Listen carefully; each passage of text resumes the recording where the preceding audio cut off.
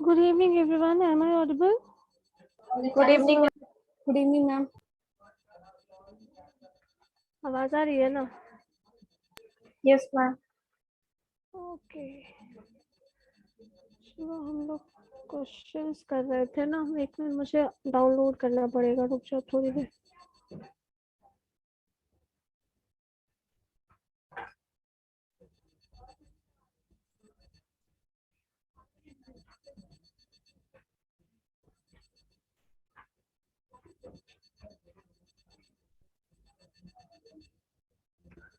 Sanjana,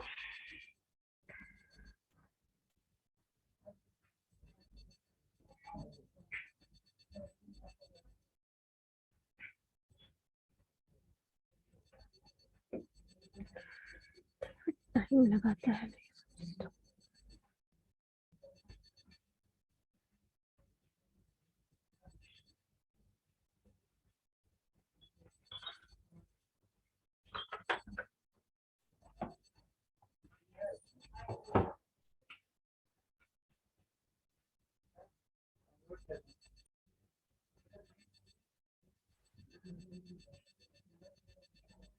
screen visible है?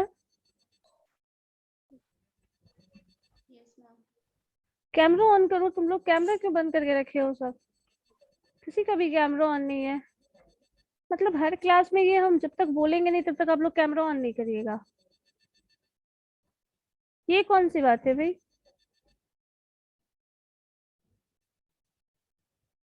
सब लोग कैमरा ऑन करो,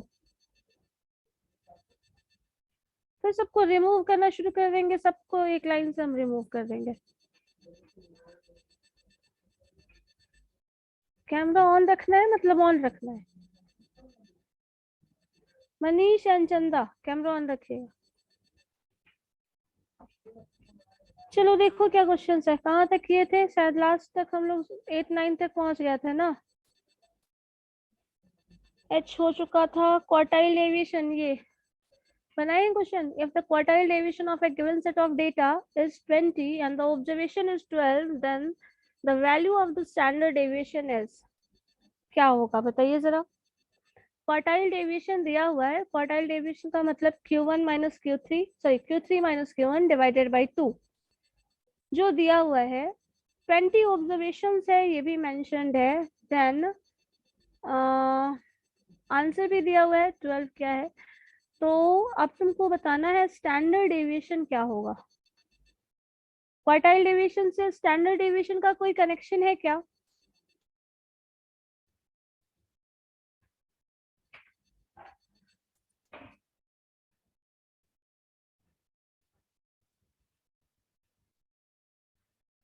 सॉल्व किए थे आप लोग कि सब बैठ के आराम कर रहे थे? बताओ जरा। क्वेश्चंस बनाया है, पढ़ा है? ना बनाया है ना पढ़ा है, तो फिर कहाँ से बनेगा? उससे में तो फिर अगले साल तक पढ़ते ही रहोगे तुम लोग।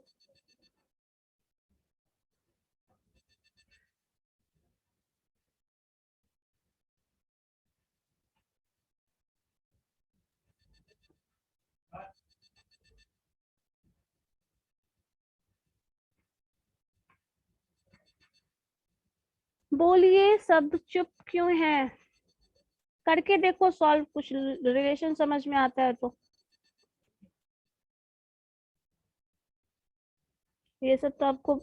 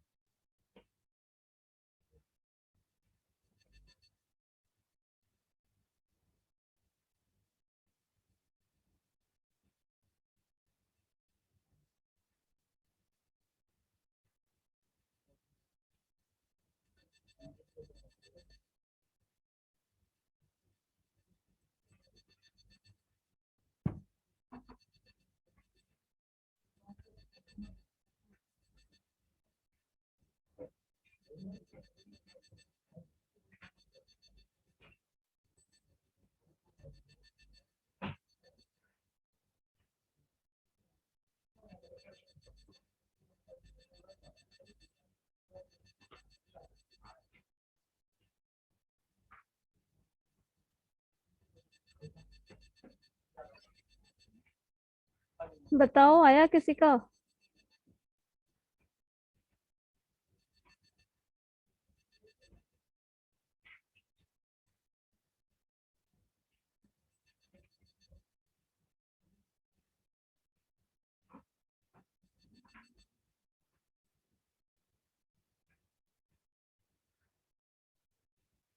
मानसी श्रीवास्तव, कैमरा बंद है।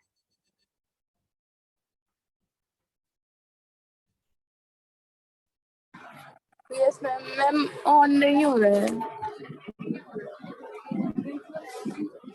ठीक। श्रुति, प्रीति, रिया, बना है क्वेश्चन या नहीं बताओ?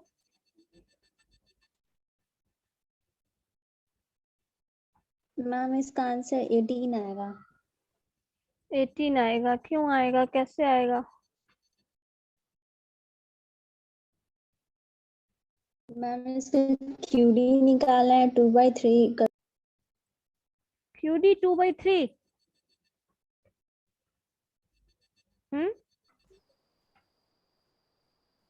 संजना क्या बोल रही हो? अपना आंसर कंप्लीट तो करो पहले।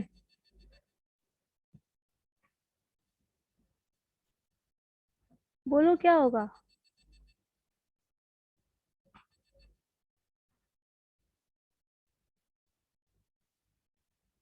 और कोई?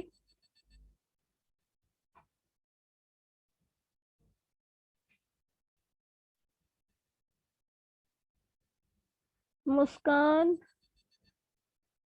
रोल नंबर 15, 26, बताइए कोई, किसी ने बनाया है?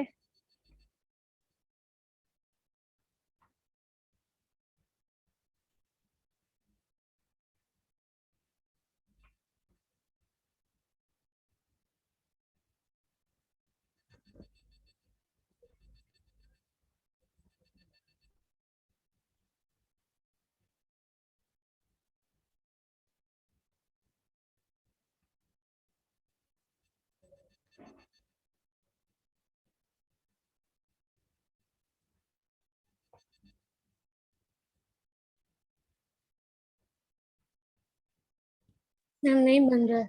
हाँ बोलो। हाँ बोलो भैया। निकिता, क्या बोल रही हो? बोलो। यस मैम, नहीं बन रहा। क्या नहीं बन रहा। नहीं बन रहा है? इतना टाइम पता लग रहा है ये बताने में? संजना ने बताया है कुछ, बताओ संजना क्या बोल रही हो? मुझे आंसर तुम्हारा कुछ समझ में नहीं आया, तुमने बोला क्या?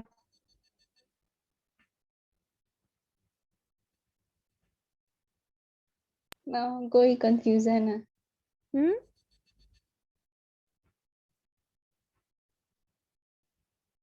ये बड़ा अजीब है ऑनलाइन में, बहुत अच्छी चीज है ना जब कुछ आधा अधूरा बोलना है। आधा बोलो, माइक बंद कर दो। नेटवर्क इशू है, क्या है, समझते रहिए, सोचते रहिए आप, जब आपकी प्रॉब्लम है। ऐसा ही है। आंसर 18 होगा तो कैसे होगा, क्यों होगा?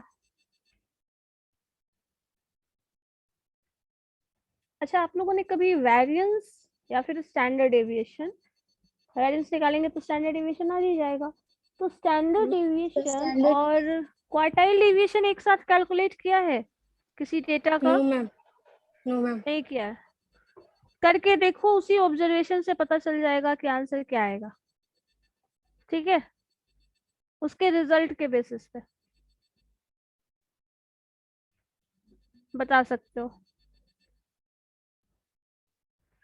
संजना, कंप्लीट करोगी अपना आंसर या नहीं, ये बताओ पहले मुझे। हम बस 2 मिनट कर रहे हैं। 2 मिनट? तो आधा अधूरा आंसर कहाँ से फैलाते हो? दूसरा क्वेश्चन भी जरा ध्यान से पढ़ना। if the quartile range is 24, then the quartile deviation is 12 ma'am, 12। ये क्योंकि मैम समझ में आ गया कैसे होगा? Quartile range Q3 minus Q1 होता है और quartile deviation Q3 minus Q1/2 होता है, तो 24 डिवाइड बाय 2 12। ठीक है। लेकिन अगर यहाँ पे क्वार्टाइल रेंज की जगह इंटर क्वार्टाइल रेंज होता तो इसका मतलब क्या होता, कोई बता सकता है? क्वार्टाइल क्वार्टाइल रेंज, डेविएशन, हाँ quartile quartile deviation. Deviation so inter quartile range is equal to quartile deviation, but quartile range is the maximum minus minimum difference, तो उसका हाफ हो जाएगा, तो 12 आंसर हो जाएगा।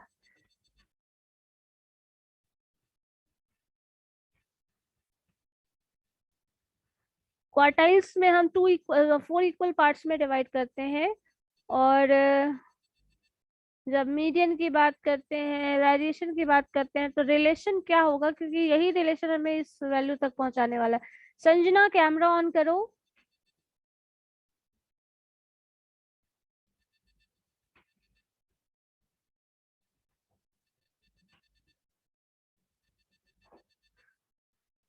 चलो बताओ क्या बता रही थी तुम, तुम्हारा 2 मिनट हो गया ना? इस मैम 2 मिनट को भी और 2 मिनट लगने वाले हैं, बोलो। मैम जो क्वेश्चन में बोल रहा है कि इसमें जो स्टैंडर्ड जो 20 ऑब्जर्वेशन है उसका QD निकालना है, तो QD मैम उसका निकाले तो 2/3 क्यूडी आया। निकालना कहाँ है, क्यूडी तो दिया हुआ है। हाँ तो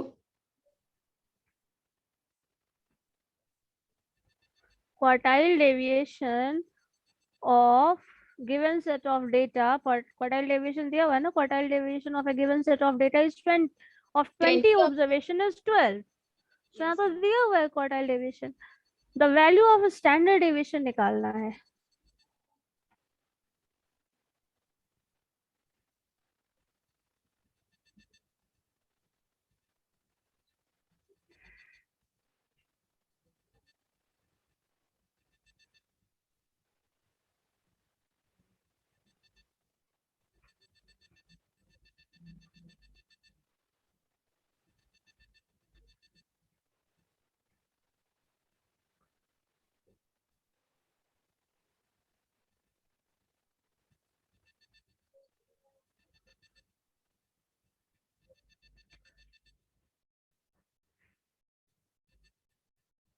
और कोई है जो बता सकता है?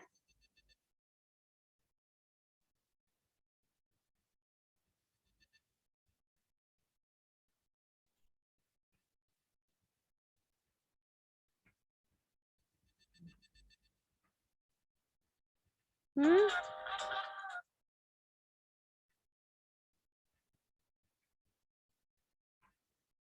Excuse me.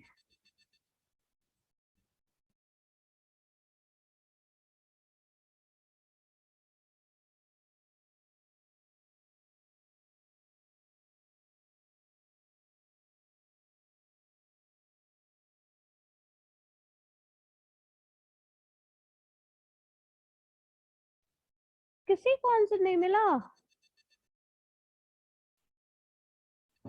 हे भगवान, क्या होगा? संजना, आधा अधूरा आंसर कब कंप्लीट होगा तुम्हारा, पहले बताओ मुझे ये। J10, this is the last two objective question ना। चलो, क्या हुआ संजना? Y18? मैम एक्सप्लेन नहीं कर पा रहे हैं। हाँ तो आंसर क्या बनाए हैं, जरा हमको दिखाइएगा।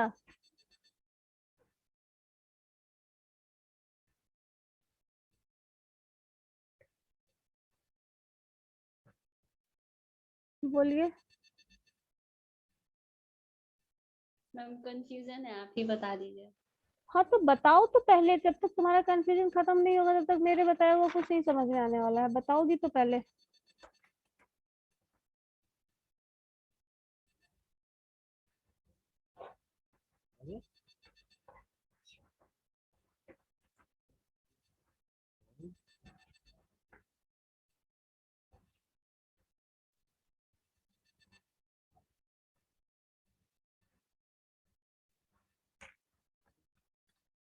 संजना, सीरियसली तुम लोग क्या पढ़ती उढ़ती हो, कुछ बताओगी?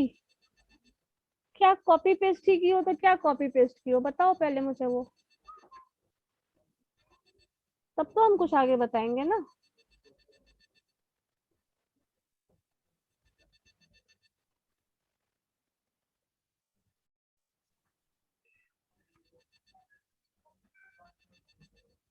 मैम बता दीजिए आप ही।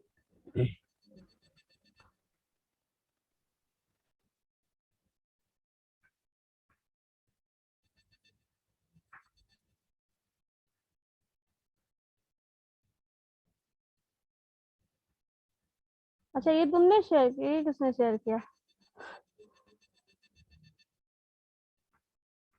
Who is this?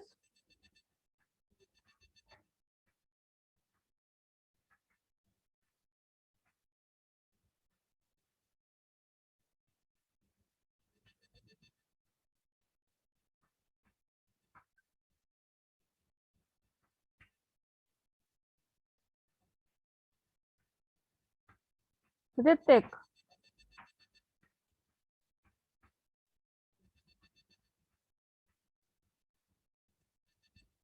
बताओ, किसी को नहीं पता? हमको ये तो पता है कि तुम कॉपी पेस्ट की हो, लेकिन जो कॉपी पेस्ट की हो वो रिलेशन तो डिफाइन कर सकती हो ना? नहीं, हम कहाँ से कॉपी करेंगे? कहीं ना कहीं से तो। आंसर तो कैसे पता होगा? आंसर पता है और क्वेश्चन नहीं पता है तो फिर इसका मतलब क्या है? इसका मतलब ये है कि आंसर वो आपने सही। कॉपी पेस्ट किया, सिंपल। चलो है क्या देख लेते हैं। सिंपल सा टर्म है, पहले भी बताए थे, relation between quartile deviation and standard deviation कर लोगे, आ जाएगा आंसर। जो रिलेशन हम लोग एग्जैक्टली पढ़े नहीं थे, इसलिए मैंने एक क्वेश्चन पूछा था आप लोगों से थोड़ी देर पहले कि आपने क्वार्टाइल डेविएशन और स्टैंडर्ड डेविएशन किसी एक डेटा का निकाला है? अगर निकालोगे तो तुमको पता चल जाएगा क्वार्टाइल डेविएशन जो होता है that is equal to 2/3 2/3 of standard deviation. बस इतना ही है और कुछ नहीं है।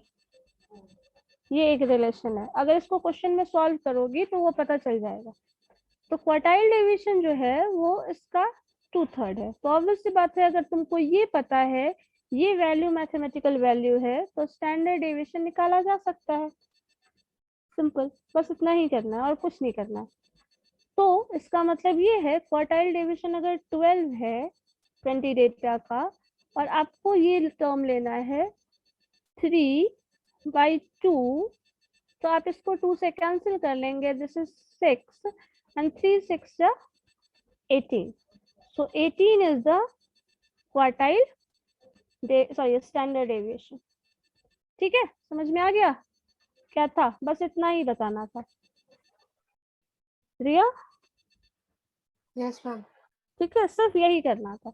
इसके लिए रिलेशन ही डिफाइन करके बताना है और कुछ नहीं करना।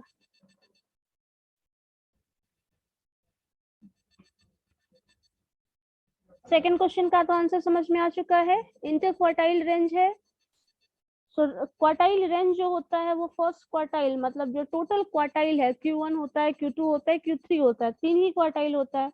तो फर्स्ट क्वार्टाइल और थर्ड क्वार्टाइल का जो डिफरेंस होता है दैट इज रेंज। ठीक है, तो उन दोनों का उसका डिफरेंस जो होगा वो रेंज है, और जो डेविएशन होता है दैट डिफरेंस डिवाइडेड बाय 2 होता है। तो 24 डिवाइडेड बाई 2 करेंगे तो वो 12 आ जाएगा, इसलिए क्वार्टाइल डेविएशन जो होगा वो 12 होगा।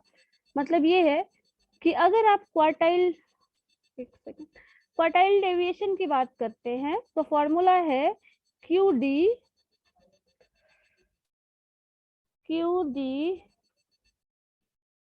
इज इक्वल टू, क्या होता है, Q1 Q3 माइनस Q1। तो third quartile minus first quartile, इसका डिफरेंस जो होता है divided by 2 is quartile deviation. तुमको ये बताना है, और क्वार्टाइल का जो रेंज होता है वो ये होता है। तो ये तुमको दिया हुआ है 24, तो ये 24 जो दिया हुआ है उसी 24 को कहता है 24 डिवाइडेड बाय 2। तो इस डिफरेंस को कैलकुलेट करिएगा तो क्वार्टाइल डेविएशन आ जाएगा, तो ये आंसर 12 हो जाएगा। बस इतना ही था।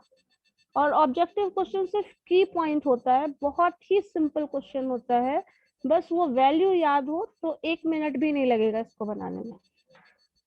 चलो नेक्स्ट आ जाओ। मैम क्वार्टाइल रेंज कितना होता है? Quartile range difference of maximum minus minimum Q3 minus Q1। Interquartile range is equal to quartile deviation. दोनों का बस नाम अलग अलग नाम इस्तेमाल किया गया है, दोनों एक ही चीज है। Interquartile range means quartile deviation. ठीक है, चलो नेक्स्ट आ जाओ क्वेश्चन। अब सब्जेक्टिव क्वेश्चन देखते हैं। जो क्वेश्चन नंबर 2 है, इसमें 5 क्वेश्चन पूछा गया है और आपको 3 क्वेश्चन बनाना है, और हर क्वेश्चन जो आपका होगा वो 4 मार्क्स का होगा। Answer any 3 question each of 4 marks, total 12 marks का होता है। यहाँ पे करना क्या है, explain primary and secondary data with example, define range and quartile deviation. तो रेंज और क्वार्टाइल डेविएशन डिफाइन करना बहुत मुश्किल नहीं है, मैथमेटिकल टर्म है, 100% मार्क्स में मिलेगा, तो कोशिश यही करना, यही अटेम्प्ट करना है। प्राइमरी सेकेंडरी डेटा जो भी लिखोगे दैट ऑल इज नोट, ठीक है, सिर्फ वो नोट्स होता है। लैंग्वेज में एक्सप्लेनेशन देना है तो बहुत ज्यादा अच्छा है नहीं, बट लिखना चाहो तो लिख सकते हो। नेक्स्ट है option C, question number C देखो, explain rank method of correlation. Rank method of correlation analysis है, इसको लिखना, सॉल्व करना, सिंप्लीफाई करने में किसी को कोई दिक्कत है? कोरिलेशन डिफाइन कर सकते हैं, what is rank correlation, rank correlation का जो फॉर्मूला आया है वो डिफाइन कर सकते हैं, है ना, उसका रेंज क्या है, उसकी प्रॉपर्टीज क्या है, कर लोगे। 4 मार्क्स का क्वेश्चन है तो ज्यादा मुश्किल नहीं है, बट फिर भी मैथमेटिकल टर्म सारा लिखोगे। रेंज ऑफ कोरिलेशन क्या है, कोरिलेशन का फॉर्मूला क्या है, कोरिलेशन कैसे डिफाइन किया गया है, हम लोग नंबर्स की रैंकिंग करते हैं, देन फिर डिफाइन करते हैं वो। नेक्स्ट है, how is regression related with correlation. तो कोरिलेशन और रिग्रेशन में बहुत सारा मैंने डिफरेंस भी बताया था और रिलेशन भी बताया है। इनफैक्ट दोनों का इंटर रिलेशन कुछ ज्यादा ही है ना। तो यहाँ पे एक चीज देख लेना, इसमें इस क्वेश्चन को अटेम्प्ट करने में पहले आप कोरिलेशन को डिफाइन कर लीजिएगा, फिर रिग्रेशन को डिफाइन कर लीजिएगा, देन दोनों का रिलेशन बताइएगा। ठीक है, इसमें मार्क्स आपका डिडक्ट होने का चांस नहीं होगा। ठीक है, आप कोरिलेशन को डिफाइन करेंगे, रिग्रेशन को डिफाइन करेंगे, देन दोनों का रिलेशन डिफाइन करेंगे पॉइंट वाइज। ठीक है, या फिर ऐसा कर सकते हो, पहले कोरिलेशन को डिफाइन कर लो, पैसेज चेंज करके रिग्रेशन को डिफाइन कर दो, नेक्स्ट उसके बाद दोनों में रिलेशन डिफरेंसेस जो है वो नेक्स्ट पॉइंट करके 1 2 3 4 पॉइंट वाइज उसको लिख लोगे। ये दोनों तरीका अप्लाई कर सकते हो। ठीक है ना।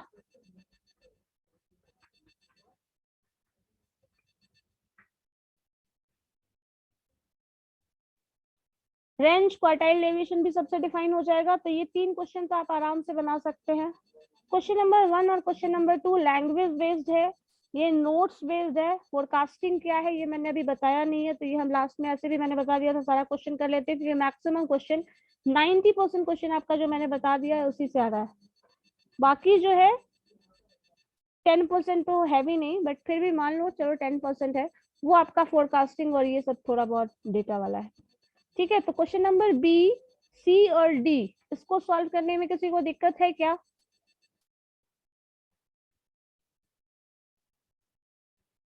बताओ मुझे, बी सी एंड डी, किसी को कुछ पूछना है, कोई पॉइंट तो बताओ।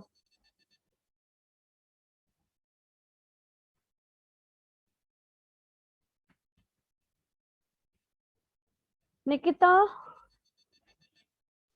रैंक मेथड ऑफ कोरिलेशन में मैम क्या लिखें? Yes ma'am. Rank method correlation में रैंक कोरिलेशन डिफाइन करोगे, एक्सप्लेन रैंक मेथड कोरिलेशन है ना, तो रैंक कोरिलेशन डिफाइन कर लेना। रैंक कोरिलेशन में हम लोग करते क्या है, जो भी डेटा है उसको हम ऑर्डिनल नंबर में कन्वर्ट करते हैं। जो मिनिमम है उसको नंबर, सॉरी जो मैक्सिमम वैल्यू है उसको नंबर 1 देते हो, सेकंड हाईएस्ट वैल्यू को नंबर 2 देते हो, थर्ड हाईएस्ट वैल्यू को 3। तो इस तरह से तुम क्या कर रहे हो, सारे डेटा को कन्वर्ट कर रहे हो किसमें, ऑर्डिनल नंबर में। मैम ये स्परमैन वाला है ना? हाँ Spearman। हाँ स्पीयरमैन रैंक कोरिलेशन कोएफिशिएंट। तो सारे डेटा को आप कन्वर्ट करते हैं, तो आप ये एक्सप्लेनेशन में लिखेंगे बाद में। रैंक कोरिलेशन में we convert all the existing data in form of ranks. Rank में कन्वर्ट किया जाता है, व्हेन रैंक का मीन निकाला जाता है, रैंक का वेरिएंस निकाला जाता है, देन उसका हम लोग सॉल्यूशन लिखते हैं। तो इसी को बस एक्सप्लेन करना है। फिर उसके बाद जब वो एक्सप्लेनेशन लिखोगे, उसका मैथमेटिकल फॉर्म लिखोगे, क्योंकि मैथमेटिकल फॉर्म में क्या करते हो, रैंक सारा लिखते हो, तो रैंकिंग का फिर मीन निकालते हैं, जिसके लिए मैंने वो बताया था आपको, कौन सा फॉर्मूला था, नेचुरल नंबर के सम का डिवाइडेड बाय n। उस तरह से हम रैंक का मीन निकालते हैं, रैंक का वेरिएंस रिपीटेड रैंक। हाँ रिपीटेड रैंक में नहीं, उसके पहले बताए थे, उसके पहले एक रैंक बताए थे ना, 1 2 3 4 5 6, इस सबको ऐड करोगे तो नेचुरल नंबर्स का एडिशन का एक फॉर्मूला था n × n + 1/2, तो उससे मीन निकलता है। ठीक है, उस तरह से उसको निकालना है, फिर वो करेंगे, फिर उससे मैथमेटिकल फॉर्म में मैथमेटिकल फॉर्मूला लिखेंगे, देन उसकी कुछ प्रॉपर्टीज डिस्कस करेंगे, क्योंकि एक्सप्लेनेशन बोल रहा है तो उसका सारा प्रॉपर्टी, रैंक कोरिलेशन का लिमिट और वो सब जो भी लिखते हो, कब इस्तेमाल करते हैं, क्या उसके ड्रॉबैक्स हैं, ये सब डाल दो। डिपेंड करता है आप पे, आप इसको लैंग्वेज बेस्ड लिखना चाहते हैं या मैथमेटिकल टर्म। कोशिश यही करिएगा हमेशा मैथमेटिकल टर्म्स लिखिएगा, उसमें मार्क्स डिडक्ट नहीं होगा। एक्सप्लेनेशन तुम कुछ भी लिखोगे तो वो बहुत ज्यादा इफेक्टिव नहीं होगा, ये जान लो, फैक्ट यही है। इसका पूरा का पूरा टर्म जो भी है वो लिखना पड़ेगा। अब ये रैंक कोरिलेशन बोल दिया है, तो रैंक कोरिलेशन, ये सिंपल कोरिलेशन को भी अच्छे एक्सप्लेन करने के लिए बोला जा सकता है। जैसे यहाँ पे था defined range and defined quartile deviation बोल रहा है ना, वैसे ही डिफाइंड कोरिलेशन भी बोल सकता है। इसमें ये भी एक क्वेश्चन आ सकता है, डिफाइन रेग्रेशन, और उसका फॉर्मूला देना होगा। तो रेग्रेशन कोएफिशिएंट y/x होता है, x/y होता है, वो वैल्यूज डेफिनेशन बेस्ड, मैंने आपको पीडीएफ भी शेयर किया था उसका, वो भी हो सकता है। तो इसको, ये जो क्वेश्चन नंबर 2 होता है, इसमें 5 क्वेश्चन आता है, जिसमें से 3 आपका सॉल्व करना है, आपको बाकी का करना ही नहीं है। तो उसमें से देखो क्या क्या क्वेश्चन शॉर्ट आंसर होने वाले हैं, वो सारा उसमें आ जाएगा। जितना डेफिनेशन बेस्ड क्वेश्चन होगा, फॉर्मूला बेस्ड होगा, प्रॉपर्टीज बेस्ड होगा, वो सारा क्वेश्चन इस सेक्शन में आता है। इससे जो थर्ड सेक्शन में जाओगे, जब इसके बाद थर्ड सेक्शन में आता है जो क्वेश्चन नंबर 3 है। अब इसमें देखो ध्यान से क्या है, इसमें हमेशा लॉन्ग क्वेश्चन आंसर होगा, और ये क्वेश्चन, एक क्वेश्चन आपका 12 नंबर का है, तो ये हमेशा लॉन्ग होगा, और इसको स्टेप वाइज हमेशा सॉल्व करोगे, और इसका आंसर हमेशा इसके कंपैरिजन में लार्जर ही होगा। देखो फर्स्ट क्वेश्चन करोगे तो इसमें तो किसी को, मुझे नहीं लगता कि कोई इशू है। Calculate arithmetic mean, median and mode, ये बन जाएगा क्वेश्चन नंबर 3 से। क्वेश्चन नंबर 3 जाएगा। कोई ऐसा भी है जो क्वेश्चन नंबर 3 नहीं बनेगा? कोई भी ऐसा है, हैंड रेज करो तो जरा,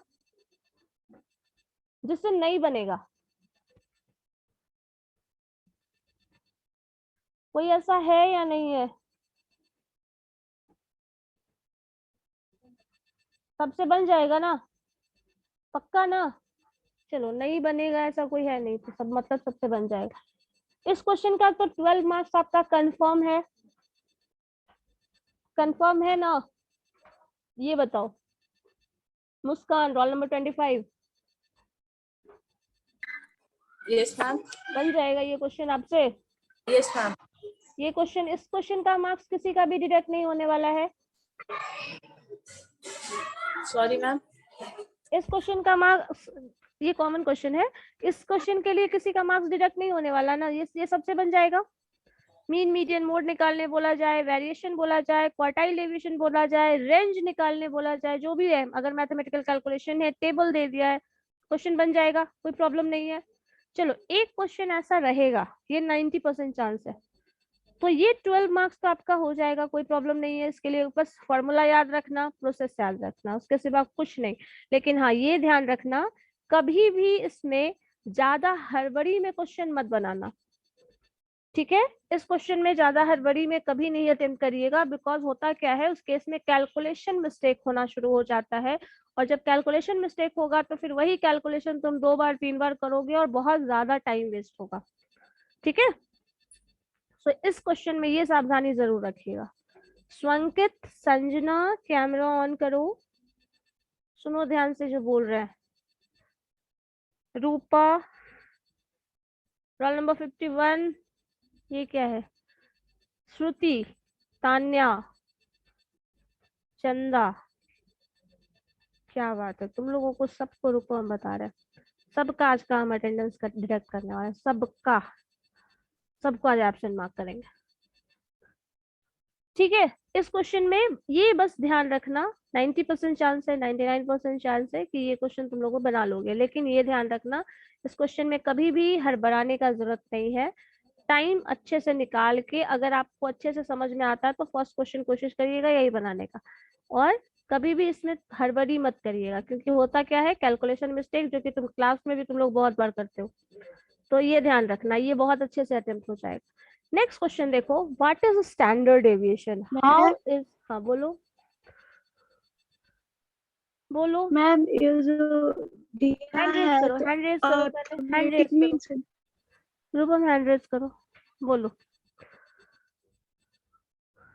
बोलो क्या बोल रही हो। मैम इसमें बोल रहा है ऑटोमेटिक मीन्स से मतलब निकालना है, कैलकुलेट करना है, तो आप सिंपल मीन्स नहीं निकाल सकते हैं। अर्थमेटिक मीन ही सिंपल मीन होता है, arithmetic mean is equal to simple mean, ठीक है। तो ऑटोमेटिक मीन का फॉर्मूला यही ना होता है, summation F X divided by N, हाँ वही होता यस है, मैम। वही है, ओके वही अर्थमेटिक मीन है, ठीक है, हो गया। अब देखो नेक्स्ट क्वेश्चन देखो ध्यान से, व्हाट इज स्टैंडर्ड डेविएशन। इस क्वेश्चन को मैंने लिखवाया था, स्टैंडर्ड डेविएशन क्या है उसको एक्सप्लेन करिएगा अच्छे से, इसको हम कैसे कैलकुलेट करते हैं। तो कैसे कैलकुलेट करते हैं इसमें बताया था, डेविएशन निकालते हैं। स्टैंडर्ड डेविएशन कैलकुलेट करने के लिए सबसे पहले हम सेंट्रल टेंडेंसी कैलकुलेट करते हैं, देयर आफ्टर उसका फॉर्मूला, इसको समझो, लिखना नहीं है इन सबको, लिखने वक्त आप करिएगा। स्टैंडर्ड डेविएशन कैलकुलेट करने के लिए सबसे पहले मीन निकालोगे, मीडियन निकालोगे, मोड निकालोगे। स्टैंडर्ड डेविएशन की बात करते हैं तो हम लोग सिर्फ मीन ही निकालेंगे, तो मीन के बाद डेविएशन निकालेंगे, डेविएशन का स्क्वायर निकालते हैं, उस स्क्वायर के को एन से डिवाइड करते हैं, देन अंडर रूट एन करते हैं। तो इन सारे टर्म्स को थोड़ा साइंटिफिक वे में एक्सप्लेन करना है, कोशिश करिएगा आप लोग सॉल्व करके एक बार मुझे आंसर दिखाना, ठीक है। स्टैंडर्ड डेविएशन कैसे कैलकुलेट किया जाता है, तो यहाँ पे प्रोसेस के साथ फॉर्मूला लिखेंगे, और इसका सिग्निफिकेंस क्या है, ये क्यों कैलकुलेट किया जाता है, इसका क्या यूज है, ये आपका थर्ड पॉइंट है। तो इन सब क्वेश्चंस का आंसर निकालने का कोशिश करो, सॉल्व करने की कोशिश करो, खुद अपने लैंग्वेज में लिखो, मुझसे फिर चेक कराना, जो भी रेक्टिफिकेशन होगा हम करके फिर आपको बता देंगे आप क्या लिखेंगे तो ठीक रहेगा आपके लिए। तो ये एक बार कुछ क्वेश्चन का खुद आंसर करके देखना शुरू करो अभी से, ठीक है। उसके बाद ये स्टैंडर्ड डेविएशन क्या है, और ये ध्यान रखना 12 मार्क्स का क्वेश्चन है, स्टैंडर्ड डेविएशन कैसे कैलकुलेट किया जाता है, इसमें आपको ये भी पता होना चाहिए स्टैंडर्ड डेविएशन कैलकुलेट करने का क्या तरीका है, कैसे करना है, सारा कुछ स्टेप वाइज भी एक्सप्लेन करोगे। सिग्निफिकेंस क्या है ये भी एक्सप्लेन करोगे, स्टैंडर्ड डेविएशन क्या है इसी का एक्सप्लेनेशन मैंने आपको इंटरनल एग्जाम में भी पूछा था, है ना, तो उस हिसाब से इसको पूरा अच्छे से लिखोगे। 12 मार्क्स का है तो ये भी ध्यान रखना। नेक्स्ट क्वेश्चन जो है ये सारा कुछ बताया हुआ है, एक बार लिख के प्रैक्टिस करोगे फिर पता चलेगा क्या करना है कैसे, क्योंकि टर्म्स क्या क्या लिखना है, फॉर्मूला हर जगह होना चाहिए, जो लिख रहे हो एक्सप्लेन कर रहे हो फॉर्मूला लिखोगे उसके बाद। नेक्स्ट क्वेश्चन है right short notes on the NA2। चलो इसमें देखो उधर आपसे क्वेश्चन क्या पूछ लिया, ध्यान से देखना। क्वेश्चन नंबर 1 क्या है जो फर्स्ट है 5 में, Karl Pearson coefficient of correlation यहाँ पूछा है। इससे पहले यहाँ पे रैंक कोरिलेशन पूछ लिया है, तो दोनों ही कोरिलेशन तुम्हारा क्वेश्चन में आ जाता है, शॉर्ट नोट्स में देखना। मैक्सिमम क्वेश्चन जो पढ़े हो ना सब ऑलमोस्ट सारा पार्ट कवर करता है। यहाँ देखिए, तो कैलिब्रेशन कोरिलेशन कोएफिशिएंट क्या है, तो शुरू में जो कोरिलेशन है उसको डिफाइन करिएगा, कोरिलेशन का फॉर्मूला, कोरिलेशन हम कब कैलकुलेट करते हैं, फॉर्मूला, रेंज जो है वो सब एक्सप्लेन करोगे यहाँ पे, ठीक है। बेस थ्योरम का इसका मैथमेटिकल प्रूफ है, तो ये हम आपको पीडीएफ शेयर कर देंगे। पॉइसन डिस्ट्रीब्यूशन पता है क्या है, पॉइसन डिस्ट्रीब्यूशन कब इस्तेमाल करते हैं, पॉइसन डिस्ट्रीब्यूशन क्या है, आप लोगों के पास बुक भी है, उसको रेफर करके आंसर लिखने की कोशिश करो इन सब का। एक चीज ये ध्यान रखो, ये सिर्फ मेरे बताने से नहीं होगा, ठीक है ना। इसको क्वेश्चन कैसे लिखते हो आंसर, वो भी बहुत इंपॉर्टेंट है। मेजरमेंट ऑफ वेरिएशन, ये क्या है, कोई बता सकता है? What are the measurement of variations? Range, quartile deviation, हाँ, स्टैंडर्ड तो यहाँ पे डेविएशन, उन सब का आपको लिखना है। तो 5 मार्क्स का क्वेश्चन है, एक ढंग से समझो 6 मार्क्स का। तो मेजरमेंट ऑफ वेरिएशन में वेरिएशन को कैसे मेजर करते हैं पहले ये एक्सप्लेन करना होगा। What are the measures of variation, then that is range, quartile deviation, standard deviation, mean deviation, then उन सबको यहाँ डिफाइन करोगे। और उन सबको जब डिफाइन करोगे तो उसका फॉर्मूला भी इंक्लूडेड है, ठीक है। हर जगह एक्सप्लेनेशन के साथ फॉर्मूला लिखना जरूरी है, ठीक है। जो भी पढ़ रहे हैं that is a mathematical computation, so formula नहीं लिखिएगा, आपका आंसर इनकम्प्लीट माना जाएगा, ठीक है। ये एक बार इसका भी आंसर करके देखो। नेक्स्ट क्वेश्चन देखो है क्वेश्चन नंबर 6। ये अभी हमने पढ़ा नहीं है, तो एस्टिमेशन थ्योरी क्या है वो बताना है विद सुटेबल एग्जांपल, तो इसको अभी हम छोड़ देते हैं। क्वेश्चन नंबर 7 ये भी पढ़ा हुआ है, इसका भी क्वेश्चन पहले आपको आंसर करना पड़ेगा। Explain conditional probability, discuss the role of probability in business planning. ये सर्च करके तुम लोग बताओगे बिजनेस प्लानिंग में इसका रोल है या नहीं, पहले ये बता दो। डिस्कस तो हम बाद में करेंगे, है या नहीं, और है तो कैसे है। कॉमर्स के बच्चे हैं सब, बताइए तो जरा, है क्या है तो क्यों है, पहले क्यों है वो बता Yes, दो। ma'am.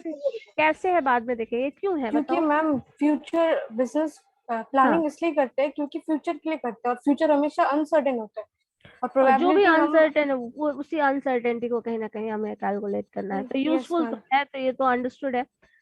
तो क्या रोल है और क्या उससे बेनिफिट हो सकता है, ये भी आपको इस पे यहाँ पे इंक्लूड करना पड़ेगा, ठीक है। तो इन सारे क्वेश्चंस को तुम लोगों का एक काम करो, this is the question of 2019 ना, मुझे तो आप लोगों का मार्क क्यों लेना था, बट हम एक काम कर रहे हैं, इस क्वेश्चन को जो क्वेश्चन है ना, इसके सारे सब्जेक्टिव क्वेश्चंस को आप आंसर के फॉर्म में, ठीक है, आंसर के फॉर्म में एज एन असाइनमेंट मुझे सबमिट करो। लेकिन इसके ऑब्जेक्टिव क्वेश्चंस को सॉल्व नहीं करना है, सिर्फ सब्जेक्टिव के लिए। मैम ऑनलाइन हाँ, उसमें से दो क्वेश्चन, एक मिनट, हाँ एक सेकंड, पहले मुझे मेरी बात कंप्लीट करने दो। और उसमें से ये क्वेश्चंस रिमूव कर दोगे, लाइक यहाँ पे जो एस्टिमेशन है वो, ठीक है, ये एस्टिमेशन वाला और ये फोरकास्टिंग डेटा, ये दो क्वेश्चन रिमूव कर देना है आपको। एनी 3 में मैम 3 क्वेश्चन सिर्फ? नहीं, इसमें फोरकास्टिंग करो, हाँ ठीक है 3 कर लो, इसमें से 3 कर लो। 3 मीन्स वही range, quartile deviation, rank method and ये। फोरकास्टिंग हटा दीजिए, प्राइमरी हटा दीजिए, एस्टिमेशन इसका ये 6 क्वेश्चन नंबर बस रिमूव करना है, बाकी सारा बनाना है, ठीक है। मैम कब तक सबमिट करना है? एक बात मुझे ये बताओ पहले, तुम लोग उसको एज असाइनमेंट सबमिट करना चाहोगे या प्रेजेंटेशन के फॉर्म में? असाइनमेंट ही सबमिट कर दो मुझे। कब है, आज क्या डेट है, 24 ना, तो ऑनलाइन कैसे करेंगे? ऑनलाइन ऑफलाइन आने वाली हो ना, अब तो एग्जाम भी आ रहा है, अब क्या एडमिट कार्ड लेने भी आना पड़ेगा तुमको, अब तो आ ही जाओ। को आएंगे कब आएंगे? 28 को। 28 को आएंगे, कोई बात नहीं, 28 को जमा करना है, अभी 24 को तो हम बता ही रहे हैं ना, ठीक है। 28 Ma'am, in a file or a copy? In file और इन कॉपी, कॉपी का तो पता नहीं, जस्ट वेट, पहले मुझे ये देखने दो 28 को दिन कौन सा है। मंडे को हम लोग ऑफलाइन मिलते हैं ना? यस ठीक मैम। है, तो मंडे को जमा करना है। और फाइल एंड कॉपी की बात जहां तक है, तो एक काम करो, फाइल मत देना, पेज में आंसर कर लेना, ठीक है? पेज में कर लेना, व्हाइट पेपर शीट से कवर करके दे देना, ठीक है? Okay ma'am. फाइल मत देना, चलेगा? फाइल में हम आप लोग सबमिट कैसे सबमिट कर करेंगे? चुके हैं।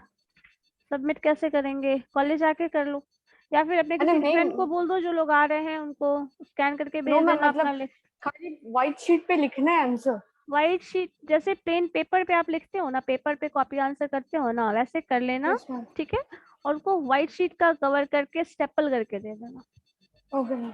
ठीक है? स्टेपल करके देना, फाइल में मत देना। फाइल में एक जमा कर चुके हो, हम बस वही रखेंगे रिकॉर्ड के लिए।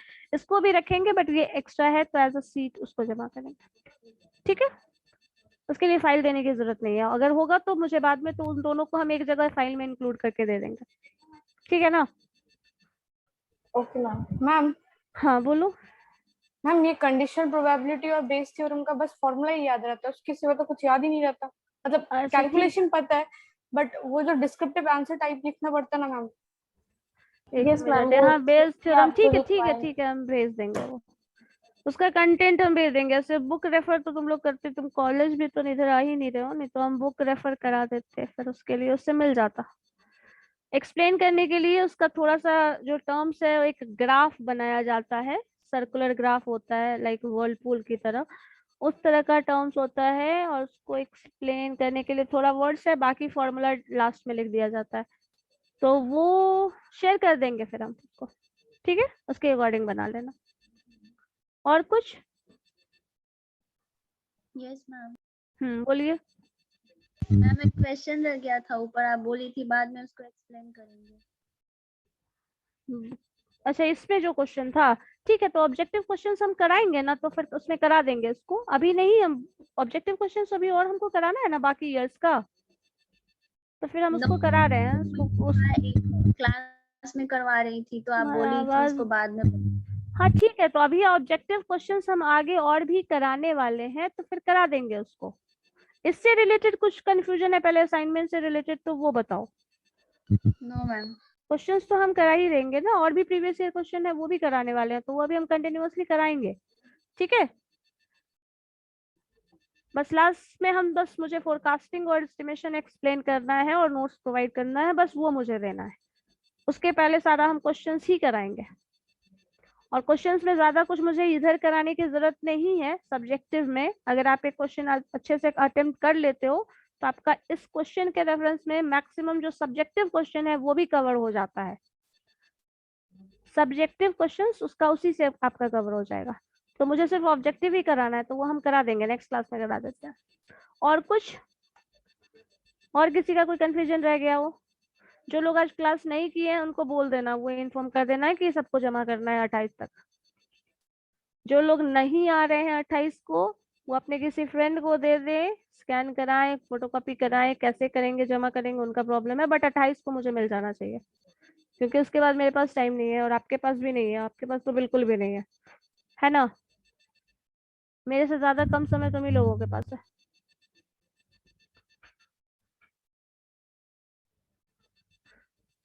तो 28 को किसी भी हाल में कर लेना, कोशिश करो आज ही किसी तरह सॉल्व करो, आज कल में, ठीक है? Okay ma'am. और किसी के आंसर करने में कोई प्रॉब्लम, कंडीशनल प्रोबेबिलिटी एक्सप्लेन करने में कोई दिक्कत नहीं है? No ma'am. कर लोगे? और नहीं तो बुक भी रेफर कर सकते हो, तो बुक को देखो कैसे क्या आंसर किया गया है, थोड़ा लैंग्वेज, जो टर्म्स समझना था आपको, सॉल्व करना है, प्रैक्टिकल, वो सारा पता है आपको, बस यहाँ पे आपको थोड़ा सा ये सीखना है। और इसीलिए असाइनमेंट में मैंने क्वेश्चन दिया है कि आप एक्सप्लेन करना, आंसर को कैसे लिखना है, ये उसका प्रैक्टिस कर लो, ठीक है? आंसर कैसे लिखोगे क्वेश्चन में, कॉपी में कैसे लिखने वाले हो, उसका प्रैक्टिस कर लो बस, ठीक है? यही मोटिव है मेरा इस असाइनमेंट को देने का, और लास्ट मोमेंट पे देने का भी यही मोटिव है कि अब प्रैक्टिस कर लीजिए तो काम खत्म हो जाए आपका, क्योंकि जो पढ़े हो वो लिखना भी जरूरी है, सिर्फ आने से तो कुछ होना नहीं है ना।